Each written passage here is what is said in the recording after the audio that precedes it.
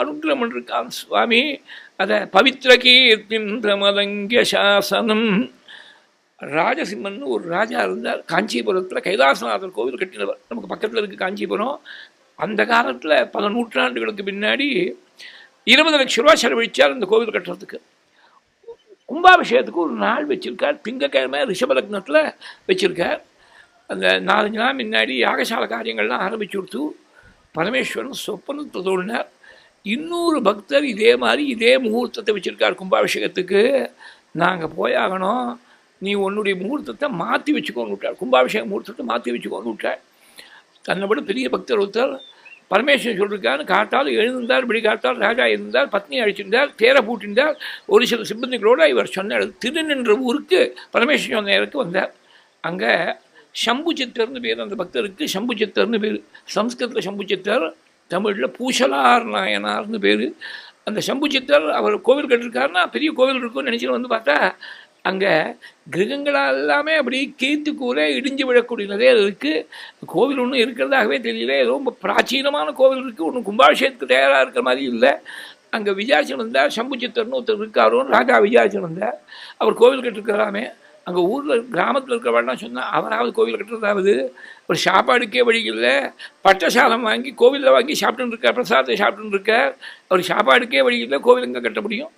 அவர் இல்லை, பரமேஸ்வரன் சொல்லியிருக்கார், அது சத்தியமாக இருக்கும், அவரை பார்த்தாகணும். வீடை கேட்டுன்னு வந்தார். கார்த்தால் 8 மணி இருக்கும். இவர் வரத அந்த அம்மா இருந்தார். பூசலார் நாயனாருடைய பத்னி இருந்தார். இதான் சம்புச்சித்தருடைய கிரகமோன்னு கேட்டார். ராஜசேகரங்கிற ராஜா. ஆமாம், நான் பார்க்கணுமே. 10 நாள் ஆச்சு. போட்ட கால மகத்தில் உட்கார்ந்துட்டு இருக்கார். எழுந்திருக்கல. ஆகாரம் கிடையாது, தீர்த்தம் கிடையாது, ஜலபானம் கிடையாது. மலமூத்திர விசர்ஜனம் பண்ணுறதுக்கு பாத்ரூம் போகிறது கூட எழுந்திருக்கல.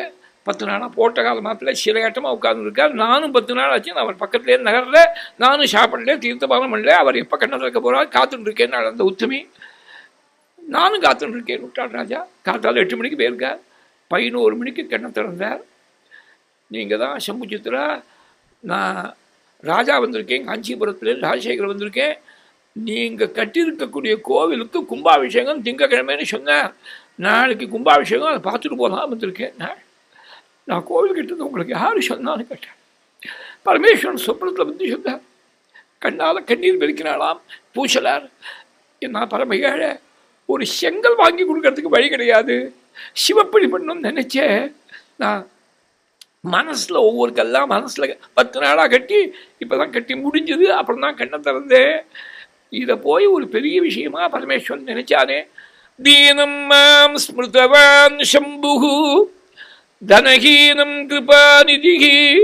பரம ஏழை, யோகியதை இல்லாத என்ன போய் ஒரு பொருட்டாக மதித்து உங்கள்கிட்ட ராஜாவாக இருக்கக்கூடிய உங்கள்கிட்ட நான் கும்பாபிஷேகம் பண்ணுறேன்னு சொல்லி அனுப்பிச்சிருக்கானே சுவாமி அப்படின்னு கண்ணால் கண்ணீர் பெருக்கிறேன்.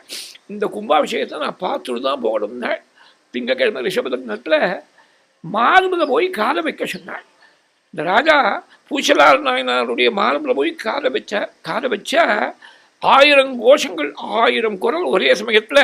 நமஸ்தே ருத்ரமன்யவ உதோத இஷவே நமஹ, நமஸ்தே அஸ்து தன்வனே பாகுபியாம் உததே நமஹ, யாதகிஷு சிவதமா சிவம் பபூவதே தனுஹு, சிவாசரவ்யா யாத பதயானோ ருத்ரமிடையா. 1000 குரல்கள் ஸ்ரீருத்ரன் கம்பீரமாக அப்படியே துவனிக்கிறது. தேவதுந்தி வாத்தியங்கள்லாம் முழங்கிறது. அங்கே சங்கராலங்கள்லாம் கேட்கறது. ஆச்சரியப்பட்டு பூசலாருக்கு ரொம்ப நன்றியை தெரிவித்து அவரை போய் பிரதட்சணம் பண்ணி நமஸ்காரம் பண்ணிட்டு ராஜா திரும்பி போய் அப்புறம் வேற முகூர்த்தம் வச்சுட்டு தான் கட்டின கோவிலுக்கு கும்பாபிஷேகம் பண்ணார்னு சரித்திரம். இந்த மாதிரி எத்தனை பேருக்கு அனுகிரகம் பண்ணிருக்காள். வருஷிக்கிறதுன்னு ஆரம்பித்தா அவனுக்கு கொடுத்து பழக்கம் இல்லை. வருஷிக்கிறதுனா கொட்டுடும். அப்படியே லோகசேகன் வருஷத்தி சாசிச்சோர்த்தினா தஸ்மே பவான் துருக்கியதி விஸ்வபந்தவே. உலகத்துக்கு முழுக்க பந்துவாக இருக்கக்கூடிய பிரபு எந்த பகவானுடைய திருவடியை கிருதிகத்தை விட்டு ஒரு க்ஷணகாலம் கூட விலகாமல் மகான்கள்லாம் நெஞ்சை விட்டு நீங்காதான் தாழ் போற்றின்னு பேசினாலோ அப்பேற்பட்ட பிரபு போய் நீங்கள் துவேஷிக்கிறேன்னு சிவப்பிரபாவத்தை எடுத்து சிவமகிமை எடுத்து தாக்ஷாயணியாக அவதாரம் பண்ண சதீதேவி தன் பிதாவான லட்சனுக்கு உபதேசம் பண்ணல. அதனால தான் கோபாலகிருஷ்ண பாரதியார் ஆபோகி கீர்த்தனை சொல்கிற போது இவனை மாதிரி ஒரு கிருபாநிதி உலகத்தில் எங்கேயாவது பார்க்க முடியுமா? இந்த கிருபாநிதி தனகீனம் கிருபாநிதிக்குன்னு அந்த சம்புச்சித்தர் சரித்திரத்தில் இவருடைய